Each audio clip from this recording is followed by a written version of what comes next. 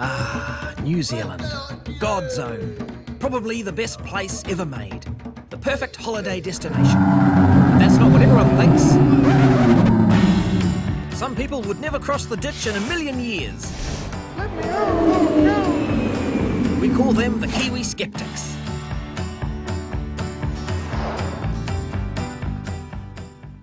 I think I'm much more drawn to the old world. I think I always have been. I've always had this thing within me ever since I was a child of loving places of history. Jodie is a lover of fine things. Sophisticated and cultured, a complete and utter Eurofile. Perfecto, Aldo. She's never visited New Zealand. She thinks it lacks culture. For me to travel to a new world country, there's just simply not enough interest. Okay, whatevers. So how are we going to change her mind? I know, let's tell her we're taking her to Europe. And take her to New Zealand instead. Wow, okay. To get my head around it. That's a great impression of a happy person. First stop, Christchurch, the gateway to the South Island. This is Dr. Lyndon Fraser. He's our local European expert with a PhD in... I don't think I got the full experience out of it. Like, for me, in being in a place, it's about finding other dimensions to it. So I kind of want to get a different sense of where I am or what this place is about. Right, she's looking for different dimensions, you see. Well, then let's show Jodie another side of the South Island. A bit of culture, New Zealand style. After a morning of awe-inspiring views, our pair set out in search of the fruits of Mother Nature's lawn. Wine. And Central Otago does it like no other place on earth. Once upon a time, pioneers prospected these hills for gold. Now they grow Pinot grapes. They cared bugger all for the law then, and cared little for the rules of the wine world today.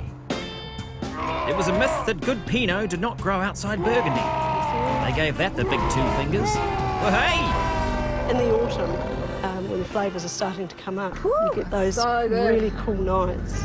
And then you can get an intensely hot day. And it's that huge diurnal range that gives Central Otago Pinot that taste. The following morning, it's another superb day in Queenstown, and Jodie and Lyndon set off from the Matakari Lodge to discover more of the real New Zealand. Today they are going local and quirky, something New Zealand does very well. They start at the Lake Hayes A&P show. It's bigger!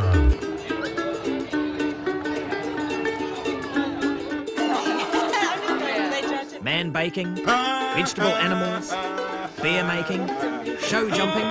The Kiwi A&P show has it all. Even mutton bird cupcakes.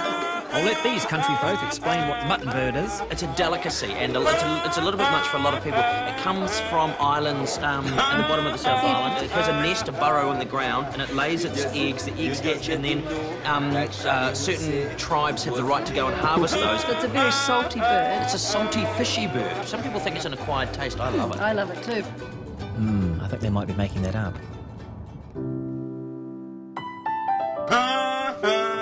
It's Jodie's last night. And this little lamb's last night too. Well, at least he ended it in a nice place. Jodie's mouth. Which, this is exactly how I like a meal to be. The night ends with a glass of wine at the Pinot pit. Jodie's mouth. Lyndon, being the courteous man he is, offers Jodie a glass of French Pinot. But she takes the local drop.